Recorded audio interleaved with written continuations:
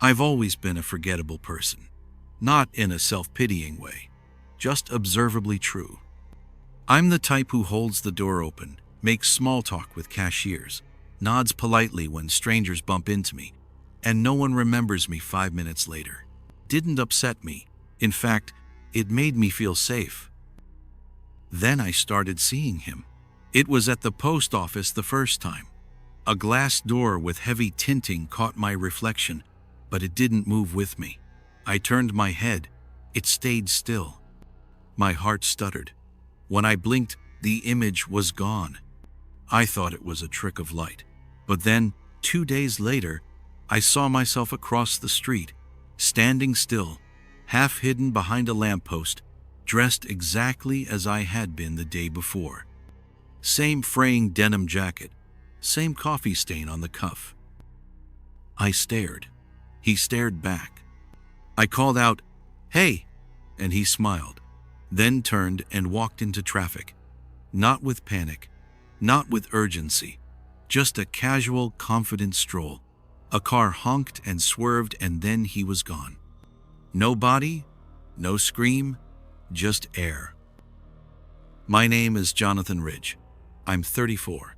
I work at a print shop, live alone, drink too much, and have a weekly appointment with a therapist I lie to. I say this because I need to remind myself I'm real, because he keeps showing up. At work, I find sticky notes in my handwriting reminding me of things I never did. Tell Karen we already printed the flyers. Don't forget to switch keys before you go home. At night, my door's locked but things are moved. My shoes set neatly instead of how I kicked them off. My toothbrush is damp when I haven't brushed my teeth yet. I live alone, but one morning, I woke up to the sound of the shower running. When I opened the door, steam rolled out, and for a moment, through the fogged mirror, I saw him, me, drying his face with my towel. He just looked at me and didn't flinch. Then he mouthed, "You're the copy." I blacked out. When I came to, I was lying on my kitchen floor. The door was still locked. The shower was cold, but the mirror had a fingerprint on it, one that wasn't mine. Too long, too sharp. I've stopped sleeping properly. I've wedged a chair under the doorknob, and I've set up my phone to record overnight. He always shows up around 2:45 a.m. Sometimes, he stands at the foot of my bed. Sometimes, he goes through my fridge and eats food I don't remember buying. Once, I woke up to him whispering into my ear while I slept. "Let go." I tried to show the videos to my coworker Karen. She watched for a few seconds, then laughed. "That's you. Nice editing job." "No, it's not," I said. He's different." "You all right, John?" The next day, she avoided me, and a week later, she stopped coming in altogether. I tried filing a police report. I even handed them a flash drive with the footage. They said it was clever. "Creepy," the officer chuckled. "But you can't report yourself stalking yourself." Clearly, they weren't going to help. Last Thursday, I came home and found my apartment cleaner than I'd ever left it. The trash had been taken out. The sheets had been washed. There was a single glass of water on the nightstand, and I thought maybe I'd finally cracked. Then I noticed the photo frame beside my bed. It used to hold a picture of my mom and me at a county fair. Now it held a photo of him and my mom at a county fair, with an empty space where I should be. Like he'd taken my place in the memory. Last night was the worst. I woke up to a voice humming, a tune I didn't recognize. Deep, warm, comfortable. He was sitting in my desk chair, facing away from me, swaying slightly to the melody. He wore my clothes, my cologne, even my expression, that dull smile I force at the world. I didn't speak, just watched. After a minute, he said, "You don't use this life." "Not really, just wear it." Poorly. I reached for the lamp to turn it on, but he moved faster. In a blink, he was at my side, face inches from mine, Same eyes, but alive in a way mine weren't. Like he'd been practicing being me, until he got it right. I tried to scream, but he covered my mouth. Then I woke up, in bed, alone, and I didn't feel right. The face in the mirror this morning, it blinked out of sync, and when I spoke, there was a half-second delay, like he was waiting to see what I'd say, then mimicking it just a beat behind. I don't know if I'm the real one anymore. If you see me, please ask me something only I would know, like the name of the dog I had as a child, or the tattoo I almost got but chickened out, or what I whispered to my mother as she died. If I answer correctly, it's already too late. I live in apartment 2A, right at the end of the hallway. Until recently, 2B was vacant. I know because the real estate company taped a "for rent" sign to its door for nearly a year, and I never saw a soul go in or out. Then, as I was heading out to grab a pack of smokes one night, I heard it. Laughter coming from apartment 2B. It was deep, familiar laughter, muffled through the wall we shared. I stopped mid-step. It was my laugh. Not just similar to my laugh. It was exactly my laugh. The same cadence, tone, and that sharp inhale I do when something really gets me. I stood there, frozen, keys in hand, and listened. After a few seconds, the laughter stopped. I chalked it up to one of those weird coincidences and kept walking. Then I started hearing strange things from 2B more often. Footsteps pacing in the same rhythm as mine, typing that echoed mine exactly. Even the sound of my chair dragging across the floor at the exact time I moved mine. Once I sneezed, and a second later I heard a sneeze through the wall, identical to mine, like a mirrored sound. I pounded on the wall. "Hey, what the hell are you doing in there?" There was no answer, just silence. The neighbor said someone moved into 2B 2 weeks ago. Quiet guy, he told me. Works remote, keeps to himself. I tried knocking on the door, but there was no answer. A few nights later, I left work late and got home just after 2 a.m. The hallway was quiet, except for one light flickering overhead.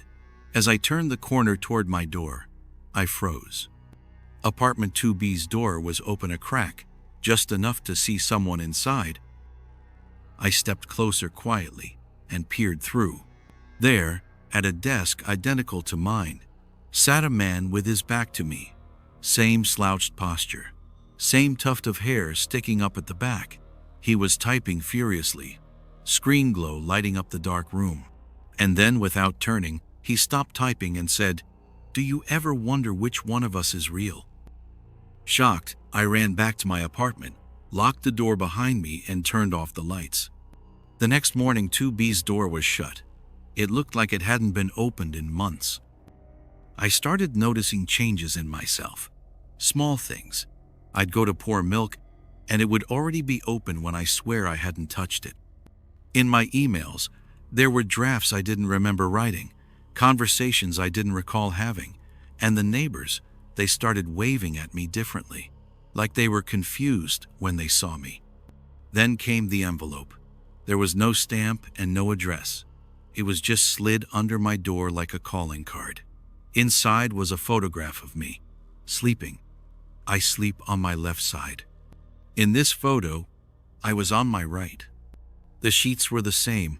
I was wearing my same pajamas and had the same scar under the chin.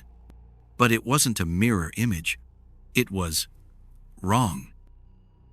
I confronted the landlord and told him I needed to know who was living in 2B. He frowned, pulled out a folder, and flipped through papers. "There's no one in 2B, he said. "Hasn't been since last July. Still vacant.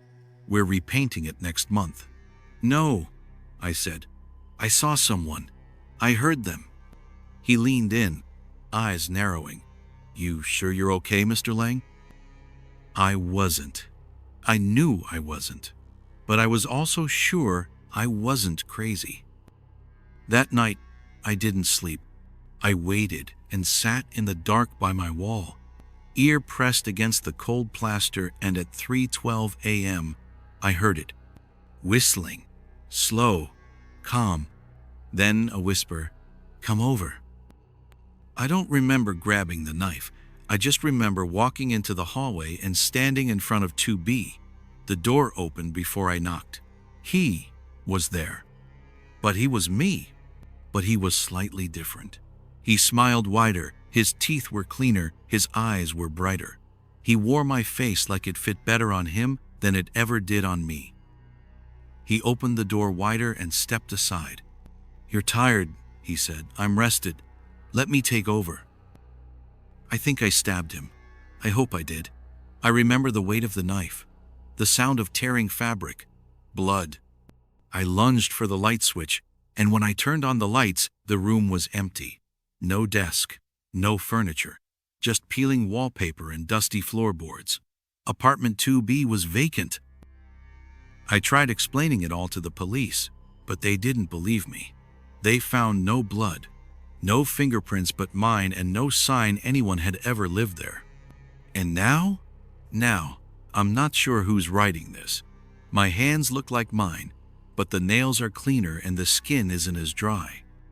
I blink more slowly and I think differently. I found a new email in my inbox this morning, sent from my own address. Subject: "Thanks for the upgrade." The message just said, "You rest now. I'll live better." It started with a knock on my apartment door, not the kind that comes with urgency or even politeness. This was a slow, deliberate knock, 3 spaced raps like punctuation. I was in the middle of brushing my teeth, the mint foam clinging to the edges of my mouth. I froze, toothbrush mid-air, and listened. 3 more knocks. Same rhythm. I don't get visitors. I live alone. No friends in this city, and no family left, so it was probably a mistake. I opened the door. Standing there was me. Not someone who looked like me. It was actually me. Same black hoodie, same scar over the left eyebrow from a childhood tree branch, same chipped front tooth, and even the way he stood, leaned slightly on the left heel, was identical. I stared wide-mouthed, but he just smiled like we were old friends. "Don't worry," he said in my voice. "I just need a place to stay." I slammed the door in his face, locked it, deadbolt, chain, both, and stood shaking. My hands trembled, and I paced the room like a caged animal. My phone! I needed to call someone. But who? The police. Hello, yes, there's another me standing outside?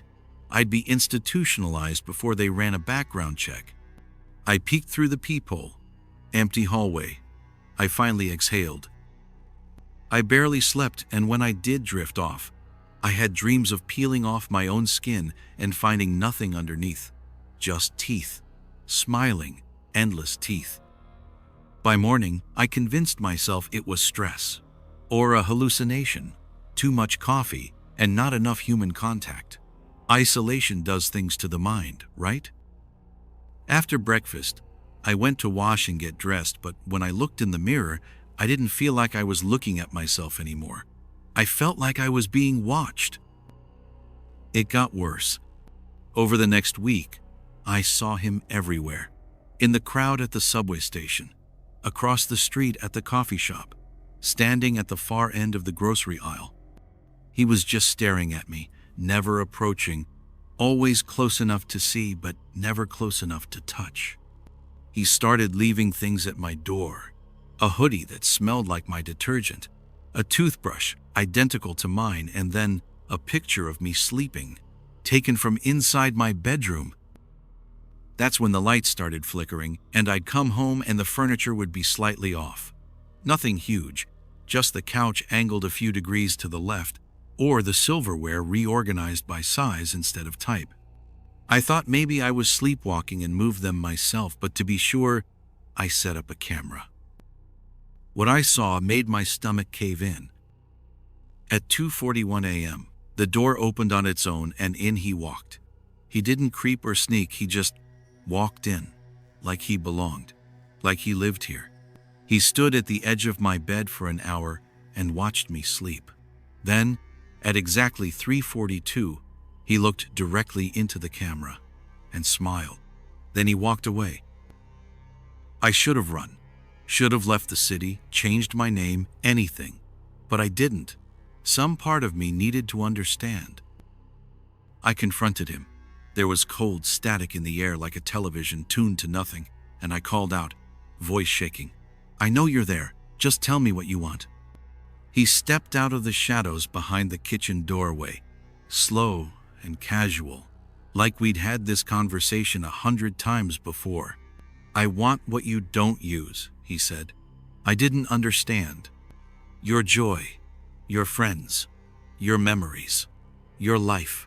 You weren't doing anything with it anyway. I moved toward him. "You can't just take it." He smiled wider. "You gave it up long ago. I'm just filling the vacancy." He raised one hand and pointed at me. My knees buckled. My chest collapsed like someone had yanked the bones out. I crawled backward, eyes locked on him. But he didn't move. He didn't need to. My reflection in the window twisted. It was him in the glass now, not me. He tilted his head, and I felt something inside me split. "You should rest," he said gently. "You'll fade easier that way." That was 2 days ago, and now when I move, there's a delay, like I'm reacting to his actions. I look in the mirror and there's no reflection there at all. I try to scream, but there is no sound. He wears my face much better than I ever did. He smiles more, talks to the neighbors, laughs with women at the cafe. No one suspects. Why would they? He is me now. And I'm just the echo. It happened 3 weeks ago, on a Thursday night. I was riding the Red Line home, same as I always do. Half asleep and half drunk on the soft rhythm of the train and the stale scent of metal and sweat. My stop was 12 stations away. I had earbuds in, no music playing, just silence to muffle the world. The car was nearly empty, just a guy in a wrinkled suit across from me, a woman 2 seats down scrolling her phone, and an older man nodding off by the doors. Then we pulled into Barrack Station. The train hissed, doors opened, no one got off. But someone got on. Me! He stepped through the doors like he knew exactly where to go and sat across from me, 4 seats down. At first, I thought I was just tired. Some guy who looked like me, but the resemblance was too sharp. Same scuffed boots, same jacket with the missing button, same scar under the chin from the time I fell on a bottle as a kid. It wasn't just a resemblance. It was me. I stared. He stared back, smiled, slightly, not mockingly, just knowingly. He blinked when I blinked. I pulled out my phone and flipped it into video mode, but in the camera, there was no one sitting across from me. I looked up. He was still there. The train jolted forward. My heart was pounding now, cold sweat sliding down my back. I looked around. No one else seemed to notice. They never do they? Not until it's too late. The lights flickered overhead. I stood up. So did he, and he started walking toward me. I backed up, fast. "Hey, what the hell is this?" He didn't speak, just continued to walk towards me with the exact tilt of my shoulders and the exact shuffle of my right foot when I'm tense. I turned and ran toward the next car, but the connecting doors were locked. When I turned back, he was gone. The car was empty now, completely empty. Even the sleeping man was gone, and the woman with the phone. No sound but the rattle of the train. And then I felt it, breathing on the back of my neck. I spun round, but there was no one there. Then the lights went out. It was pitch black. Just the sound of the train and my pulse screaming in my ears. I don't know how long it lasted. 10 seconds maybe. It felt like hours. When the lights came back on, I wasn't alone. He was sitting down now, across from me.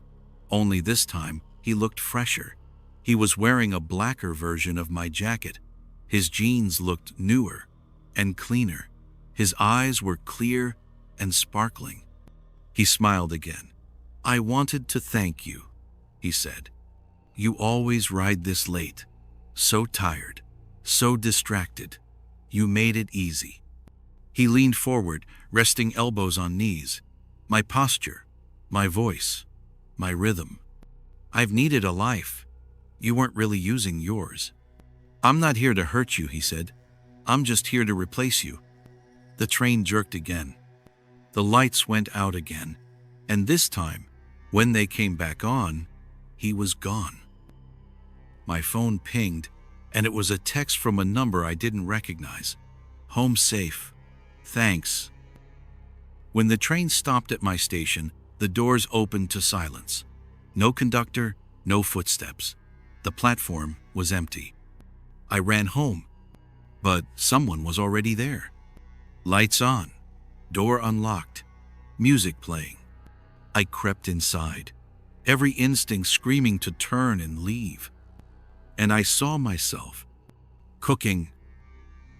He didn't turn, just flipped something in a pan. My apron, my playlist, my exact movements. "Dinner's almost ready," he said. "Long ride, huh?" I turned and ran, slept in a 24-hour diner bathroom that night. The next day, I returned to the apartment. It was locked, quiet, lights off, and I couldn't get in. Looking in the bedroom window, I could see inside. Everything was in place, but the open closet was different. All my clothes were mirrored, zippers on the left instead of the right, logos reversed. My jacket had the button restored, but on the wrong side. And taped to the mirror was a note. "See? I made improvements." He's better at being me than I ever was. He smiles more.